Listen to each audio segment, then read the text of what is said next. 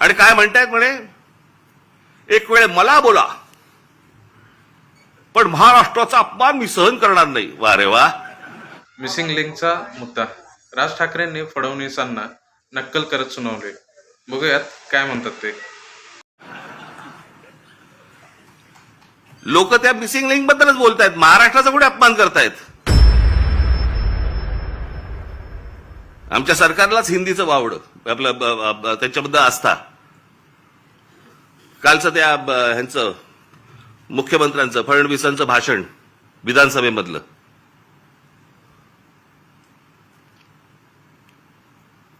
ते काय ते कुठला मिसिंग लिंक वरती म्हणे ते काय कोसळला, खांब कोसळला आणि पाणी सगळीकडनं येतंय, त्याचं म्हणे राजकारण करू नका. अरे वा. त्याच्यावर बोललं की राजकारण. मग इतकी वर्ष आपण काय करत होतात? दुसऱ्यांच्या सरकार जेव्हा होती दुसऱ्यांची, त्यावेळेला तुम्ही काय करत होतात? त्यावेळेला जी आंदोलनं झाली ते राजकारण नव्हतं. स्वतःच्या अंगाशी आल्यावरती ते राजकारण, विरोधकांचं राजकारण, असं कसं होईल? आणि काय म्हणतायत म्हणे, एक वेळ मला बोला पण महाराष्ट्राचा अपमान मी सहन करणार नाही. वा रे वा. लोक त्या मिसिंग लिंक बद्दलच बोलतायत, महाराष्ट्राचा कुठे अपमान करतायत. पण ते काय सगळं घेऊन जायचं म्हणजे ते वरपासून खालपर्यंत आता काय सवय लागली आहे. केंद्र सरकारच्या कुठच्या गोष्टींबद्दल बोललं की तुम्ही देशविरोधी. आता केंद्र सरकारची कामं येते, त्याच्यात देशाचा काय संबंध? आता मिसिंग लिंक बद्दल बोललं तर याच्यात महाराष्ट्राचा अपमान कुठे आला? लोकांनी प्रश्नही नाही विचारायचे. काय झालंय ते, इतके दिवस जे मोबाईल फोनवरनं विरोधकांना जे करत होते ना, शिव्या घाल, वाटेल ते बोल, हे जे सगळे त्यांच्या ठेवलेल्या टीम्स आहेत ना, हे जे सगळं सुरू होतं ना, ते आता अंगलट आलंय. आता यांच्या दामदुपटीने ह्यांच्या अंगावरती येत आहे आणि त्याच्यामुळे लागले आता त्रास व्हायला लागला त्याचा. आपणच सुरू केल्यात त्या गोष्टी.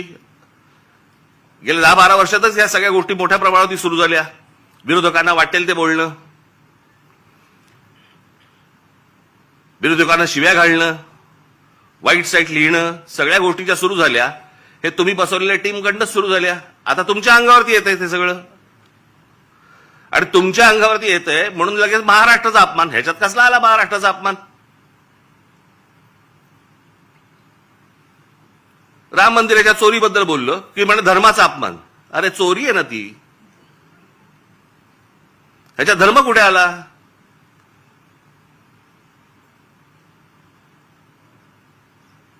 बरं, त्या मंदिराबद्दल आम्हालाही आस्था आहे, प्रत्येक हिंदूला आस्था असेल. तिथे ज्या वेळेला 1400 कोटी रुपये ज्यावेळेला चोरले जातात, काहीही म्हणजे किती पडदा किती असावा यांच्या समोर. म्हणे वक्फ बोर्डामध्ये ज्या वेळेला म्हणे तिकडे चोऱ्या झाल्या त्याच्याबद्दल तुम्ही नाही बोलणार. आम्हाला काय देणं घेणं?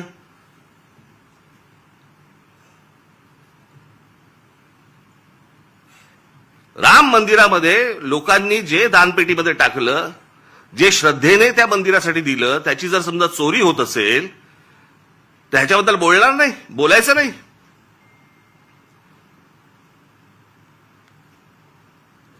काल ते कोणतरी होसबळे का कोणतरी आहेत ते म्हणे धर्मविरोधी जे लोक आहेत ते म्हणे पसरवतात. आम्ही धर्मविरोधी?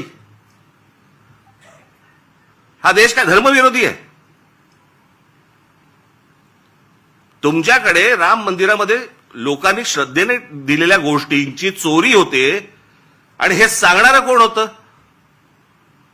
हे बोलणारं कोण होतं? भारतीय जनता पक्षाचा खासदारच पहिलं बोलला की राम मंदिरात चोरी झाली म्हणून. आम्ही बोललो? हा देश बोलला? इतर राजकीय पक्षाचे कोणी लोक होते ट्रस्टी म्हणून, तिथे ट्रस्टी कोण आहेत? 15 ट्रस्टी आहेत तिकडे. 15 ट्रस्टीपैकी त्यातले जवळपास 12 हे केंद्र सरकार नेमतं, आणि त्या 12 पैकी केंद्र सरकारने जी नेमलेली माणसं आहेत ती RSSशी संबंधित आहेत, विश्व हिंदू परिषदेशी संबंधित आहेत, भाजपशीच संबंधित आहेत, बाकी कोणीच नाहीये. केंद्र सरकार आणि राज्य सरकार नेमलेले IS अधिकारी आहेत. तिथे जर 1400 कोटी, आत्ता 1400 कोटीचा आकडा आलाय, मुळात कितीची चोरी झाली माहिती नाही आपल्याला.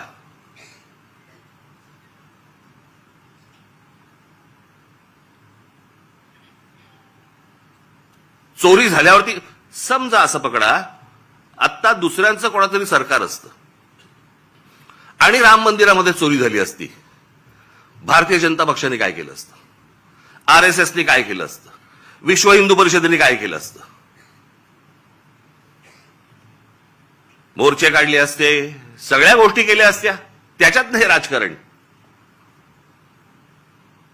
आता तुमची सत्ता आहे म्हणून विरोधकांनी केलं की त्याच्यामध्ये राजकारण आणू नका म्हणे.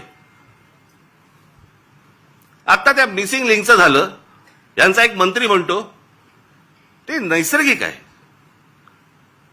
ती गोष्ट नैसर्गिक आहे, त्याच्यामध्ये राजकारण आणू नका, हे लक्षात ठेवा. हे तुम्ही काय अमरपट्टा घेऊन आलेला नाही आहात. उद्या तुम्ही विरोधी पक्षात जाल आणि ज्यावेळेला अशा काही घटना घडतील तेव्हा तुम्ही राजकारण करू नका. तेव्हाही सांगा लोकांना की नाही नाही नैसर्गिक आहे.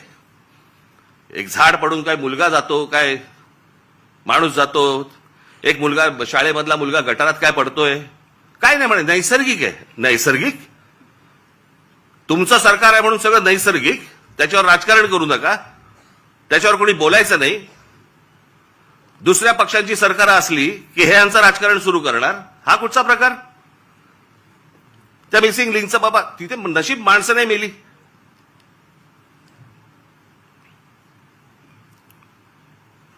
गंमत बघा, त्या मागे 2005 मुंबईमध्ये आला होता ना फ्लड, ते सगळं पाणी वगैरे तुंबलं होतं.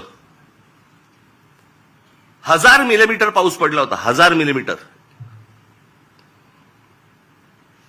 काही 2-3 तासाच्या अंतरात त्याला मुंबईची ही हालत झाली होती. 1000 मिलीमीटर. आणि आता 300-350 मिलीमीटर पाऊस पडलाय. मुंबई तशीच तुंबलेलीच आहे.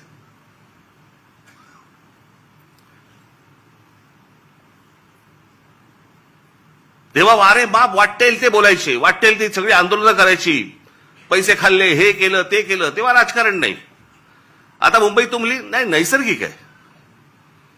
ती कोणती बाई ती गाणी म्हणायची, काय ते गाणं होतं ते, का तुला मुंबईवर भरोसा नाही काय? कुठे गेली ती आता? तिचा आला व्हिडिओ.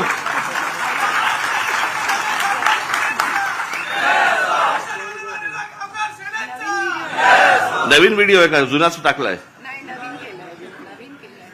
नवीन केला असेल तर चांगलं आहे, कोणाला पाहिलेली नाही ती. पण जेव्हा तेव्हा गात होती तेव्हा सुख घेतलं. आता दुसरे जेव्हा बोलायला लागले त्यावेळेला त्रास व्हायला लागला. आता मला दुसरं कळलं नाही, मला मुख्यमंत्र्यांचं विधानसभेतलं भाषण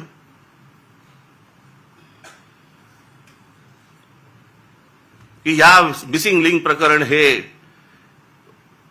उत्तम दर्जाचं ते काय काय कन्स्ट्रक्शन आहे वगैरे वगैरे सगळं झालं, आणि ह्याचं जर समजा कोणी राजकारण करत असेल आम्ही बघून घेऊ त्याला. मुख्यमंत्री आहेस ना तू, बघून घेऊ. बरं झालं ते झालं. पुढे वाक्य संपल्या हिंदीतून सुरू झाले. मिसिंग लिंक के बारे में अगर कोई राजनीति करे, कोणासाठी हिंदी बोललात? समोरचे आमदार मराठी, महाराष्ट्राची विधानसभा, महाराष्ट्राच्या विधानसभेमध्ये आमचा मुख्यमंत्री, महाराष्ट्राचा मुख्यमंत्री हिंदीत बोलतो. कशासाठी? कोणाला सांगायचं होतं? कदाचित आपल्याच पक्षातल्या वरच्या लोकांना सांगायचं असेल, बघून घेईन.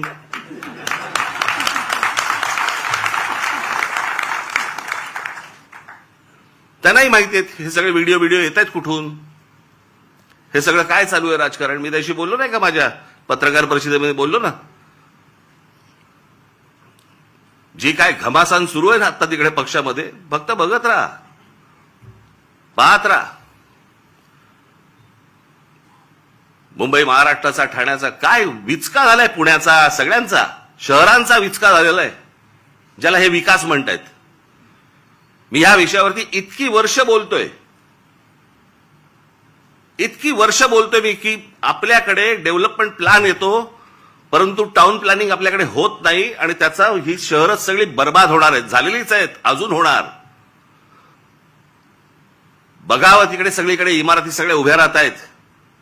माझी तर विनंती आहे मुख्यमंत्र्यांना, सगळी कन्स्ट्रक्शन एकदा बंद करून टाका. नुसते रस्ते आणि फ्लायओव्हर आणि ब्रिजेस म्हणजे विकास नव्हे. हे जेव्हा लोक परदेशात जातात त्यावेळेला करतात काय मला कळलंच नाही, मला अजूनपर्यंत. या परदेशातली सगळी शहरं बघा. मी 2014 साली याच्यावरती एक डॉक्युमेंटरी केली होती. मी 16 मिनिटाची डॉक्युमेंटरी आहे, आज युट्यूबवरती आहे, जाऊन बघा. शहराला आकार उकार कसा द्यायचा असतो. आता हा मिसिंग लिंक 1 मेला त्याचं उद्घाटन झालं, 1 मेला. आणि आता हा 6-7 तारखेला काहीतरी तो त्याचा काय पिलर पडला आणि पाणी वाहतंय आणि सगळं होतंय. जुलैमध्ये, मे, जून, जुलै अजून पूर्ण पण नाही झाला. 60-65 दिवसामध्ये तुमचा नवीन